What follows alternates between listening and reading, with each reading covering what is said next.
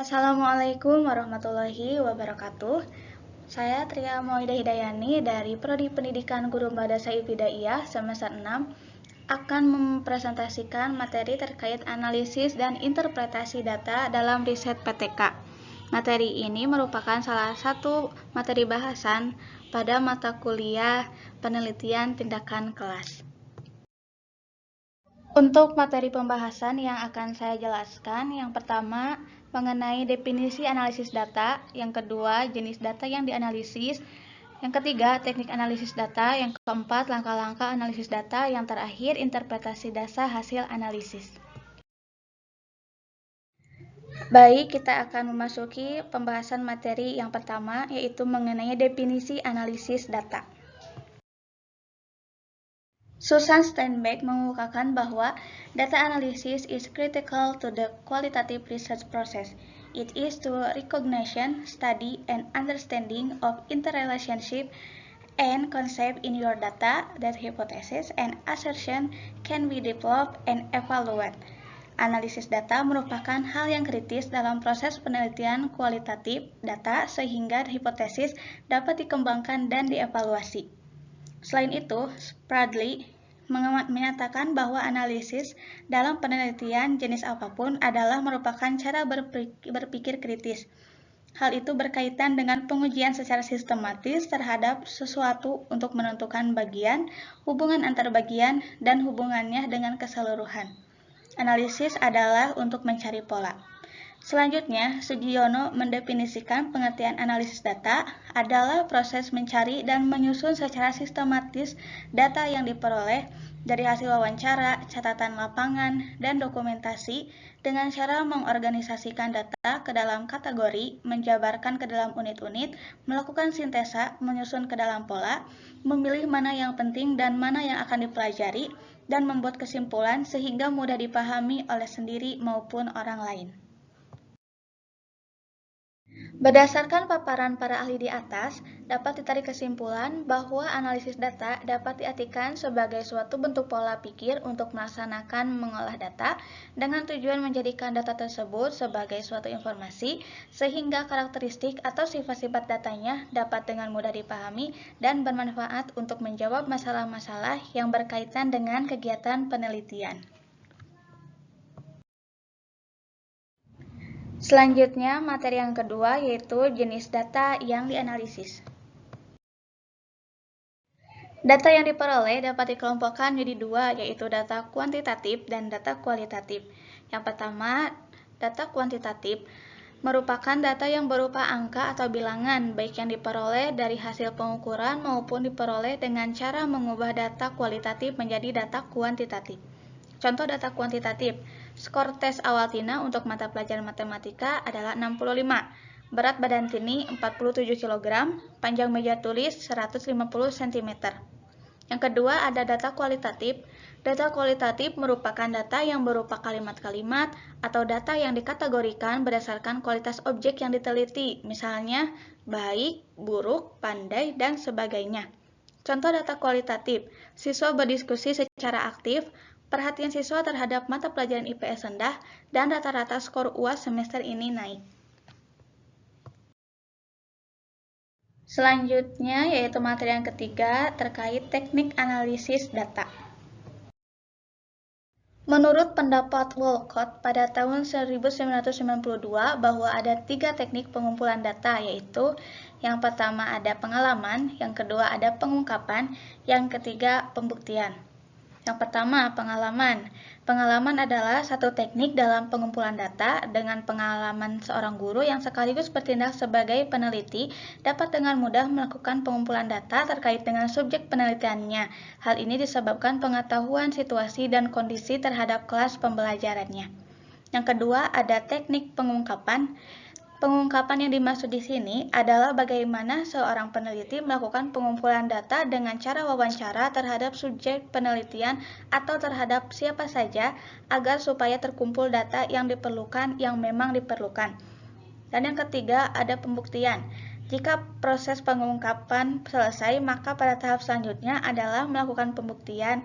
Pelaksanaan pembuktian dapat dilakukan dengan teknik dokumentasi data-data terkait. Teknik analisis data kuantitatif. Dalam penelitian kuantitatif, teknik analisis data yang digunakan sudah jelas, yaitu diarahkan untuk menjawab rumusan masalah atau menguji hipotesis yang telah dirumuskan dalam proposal. Karena adanya kuantitatif, maka teknik analisis data menggunakan metode statistik yang sudah tersedia. Misalnya, akan menguji hipotesis berhubungan antar dua variabel. Bila datanya ordinal, maka statistik yang digunakan adalah korelasi Spearman rank. Sedang bila datanya interval atau rasio, digunakan korelasi person product moment. Bila akan menguji signifikan komparasi data dua sampel, datanya interval atau rasio, digunakan t-test dua sampel. Bila datanya nominal, digunakan chi kuadrat. Selanjutnya, bila akan menguji hipotesis komparatif lebih dari dua sampel datanya, interval, digunakan analisis varian. Wina menyebutkan pula, untuk mempermudah kerja dalam penganalisisan data, sudah terdapat perangkat lunak komputer berupa SPSS. Perangkat ini dapat membantu mempercepat kegiatan penganalisisan data yang dikehendaki. Teknik analisis data kuantitatif berbeda dengan kualitatif. Dalam teknik analisis data menggunakan statistik, terdapat dua macam statistik yang digunakan pada kuantitatif, yaitu statistik deskriptif dan inferensial. Ketika kita melakukan teknik analisis data kuantitatif berupa nilai tes hasil belajar, maka hal-hal yang harus diperhatikan, yang pertama ada distribusi frekuensi, yang kedua ada persentase, dan yang ketiga skor dari hasil angket. Data kuantitatif dapat dianalisis secara deskriptif, antara lain dengan cara menghitung jumlah, menghitung rata-rata atau rata, menghitung nilai persentase, dan membuat grafik. Jika diperlukan, data kuantitatif dapat dianalisis secara statistik, misalnya menghitung nilai beda terkecil, menghitung nilai korelasi antar variabel. Selanjutnya, teknik analisis data kualitatif. Menurut Sugiono, analisis data dalam penelitian kualitatif dilakukan sejak sebelum memasuki lapangan, selama di lapangan, dan setelah selesai di lapangan. Yang pertama ada analisis sebelum di lapangan. Penelitian kualitatif telah melakukan analisis data sebelum peneliti masuk lapangan. Analisis dilakukan terhadap data hasil studi pendahuluan yang akan digunakan untuk menentukan fokus penelitian. Fokus penelitian ini masih bersifat sementara dan berkembang setelah memasuki dan selama di lapangan. Analisis selama di lapangan dan setelah selesai di lapangan. Analisis data dalam penelitian kualitatif dilakukan pada saat pengumpulan data berlangsung dan setelah selesai pengumpulan data dalam periode tertentu. Pada saat wawancara, peneliti sudah melakukan analisis terhadap jawaban yang diwawancarai. Bila jawaban yang diwawancarai setelah dianalisis terasa belum memuaskan, maka peneliti akan melanjutkan pertanyaan lagi sampai tahap tertentu sehingga diperoleh data yang dianggap kredibel. Miles and Haberman dalam Sugiono mengemukakan bahwa aktivitas dalam analisis data kualitatif dilakukan secara interaktif dan berlangsung secara terus-menerus sampai tuntas sehingga datanya sudah jenuh. Analisis data dilakukan melalui 3 tahap, yaitu data reduction atau reduksi data, data display atau penyajian data, dan conclusion drawing atau verification. Materi yang keempat yaitu langkah-langkah analisis data. Saat melakukan analisis data kuantitatif, ada beberapa langkah yang harus ditempuh. Yang pertama, persiapan yang meliputi pengecekan nama dan kelengkapan identitas responden, pengecekan kelengkapan data, pengecekan macam isian data. Langkah yang kedua adalah tabulasi yang meliputi membuat kode-kode data, memberi skor terhadap butir yang perlu diskor, membuat tabulasi data, merumuskan jenis data yang sesuai dengan teknik analisis yang akan digunakan. Langkah yang ketiga yaitu penentuan tujuan analisis data. Penentuan tujuan analisis data sangat erat berhubungan dengan statistik yang digunakan, yaitu deskriptif atau statistik inferensial. Jika tujuan analisisnya hanya bersifat deskripsi, maka analisis yang digunakan adalah analisis sederhana, yaitu analisis dengan menggunakan rumus statistik sederhana seperti rata-rata, distribusi frekuensi, dan persentase. Apabila tujuan analisisnya bersifat inferensial, maka Analisis yang dipergunakan adalah analisis komprehensif, yaitu mempergunakan statistika t-test, korelasi, ANOVA, dan lain-lain.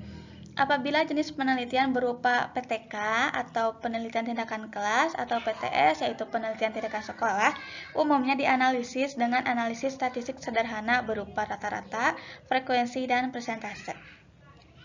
Langkah yang keempat yaitu menafsirkan hasil. Dalam menafsirkan hasil data pada jenis analisis yang dipergunakan atau dikehendaki. Jika analisis yang dikehendaki penelitian adalah analisis sederhana, maka tafsirannya berbentuk deskripsi seperti rata-rata dan persentase. Apabila yang dikehendaki penelitian adalah analisis komprehensif, maka tafsirannya bisa menerima atau menolak hipotesis guna menggeneralisasikan kepada populasi. Selanjutnya, langkah analisis data kualitatif. Pada saat menganalisis data kualitatif, ada beberapa langkah. Yang pertama, yaitu reduksi data. Data yang diperoleh dari responden ditulis dalam bentuk uraian atau laporan yang rinci. Laporan dari responden itu masih berupa data mentah. Oleh karena itu, laporan itu perlu direduksi atau diringkas, disusun lebih sistematis, ditonjolkan pokok-pokok yang penting sehingga lebih mudah dikendalikan. Langkah yang kedua yaitu display data. Data yang telah direduksi didisplay atau ditampilkan dalam bentuk matriks, grafik, network, atau charts agar dapat dilihat gambaran keseluruhan atau bagian-bagian tertentu dari penelitian. Langkah yang ketiga yaitu melakukan triangulasi. Triangulasi adalah teknik pemeriksaan keabsahan data yang memanfaatkan sesuatu yang lain di luar data untuk keperluan pengecekan atau sebagai pembanding terhadap data itu. Ini pengertian menurut Molung pada tahun 2007. Artinya, data yang telah terkumpul perlu dicermati dan dibandingkan untuk memperoleh kesimpulan. Dan langkah yang terakhir adalah mengambil kesimpulan dan pembuktian atau verifikasi. Data yang sudah disusun, maka dengan mudah ditentukan kesimpulannya. Kesimpulan pertama bersifat sementara, masih sangat tentatif, kabur, atau diragukan. Namun dengan bertambahnya data, maka akan terwujudlah kesimpulan 2 dan seterusnya. Kesimpulan ini harus diverifikasi selama penelitian berlangsung. Caranya adalah dengan mencari data baru atau pengambilan data dilakukan tim. Hal tersebut berguna agar menjamin objektivitas atau validasinya. Materi yang terakhir yaitu interpretasi data hasil analisis. Interpretasi data merupakan suatu kegiatan yang menggabungkan hasil analisis dengan pernyataan, kriteria, atau standar tertentu untuk menemukan makna dari data yang dikumpulkan untuk menjawab permasalahan pembelajaran yang sedang diperbaiki. Interpretasi data perlu dilakukan peneliti untuk memberikan arti mengenai bagaimana tindakan yang dilakukan mempengaruhi peserta didik. Interpretasi data juga penting untuk menantang guru agar mengecek kebenaran asumsi atau keyakinan yang dimilikinya. Penafsiran atau interpretasi tidak lain dari pencarian pengertian yang lebih luas tentang penemuan-penemuan. Penafsiran data tidak dapat dipisahkan dari analisis, sehingga sebenarnya penafsiran merupakan aspek tertentu dari analisis dan bukan merupakan bagian dari analisis. Interpretasi data perlu dilakukan untuk memberikan arti mengenai hasil dari analisis data yang telah dilakukan sebelumnya. Menurut Muhammad Nazir dalam Wahyulis 2010, ada beberapa pengertian penafsiran data adalah sebagai berikut. Yang pertama, penafsiran adalah penjelasan yang terperinci tentang arti yang sebenarnya dari materi yang dipaparkan. Penafsiran dapat menghubungkan suatu penemuan studi eksploratif menjadi suatu hipotesis untuk suatu percobaan yang lebih teliti lainnya. Ada berbagai teknik dalam melakukan interpretasi data, antara lain dengan yang pertama, menghubungkan data dengan pengalaman didik guru atau peneliti. 2. Mengaitkan temuan atau data dengan hasil kajian pustaka atau teori terkait. Yang ketiga, memperluas analisis dengan mengajukan pertanyaan mengenai penelitian dan implikasi hasil penelitian dan atau meminta nasihat teman sejawat jika mengalami kesulitan. Berikut merupakan contoh analisis data kuantitatif yang dibuat interpretasinya. Contoh pertama, jika guru menetapkan ketuntasan belajar lebih dari sama dengan 71%, maka jumlah siswa yang tuntas belajar adalah 27 orang atau 68% siswa. Sebaliknya, 32% siswa tidak tuntas belajar. Contoh yang kedua, jika dilihat dari nilai rata-rata kelas yaitu 76,25, maka nilai siswa secara klasikal tersebut ketuntasan belajar. Alhamdulillahirrabbilalamin, materi demi materi telah selesai saya paparkan. Semoga memberikan manfaat bagi kita semua. Terima kasih. Wassalamualaikum warahmatullahi wabarakatuh.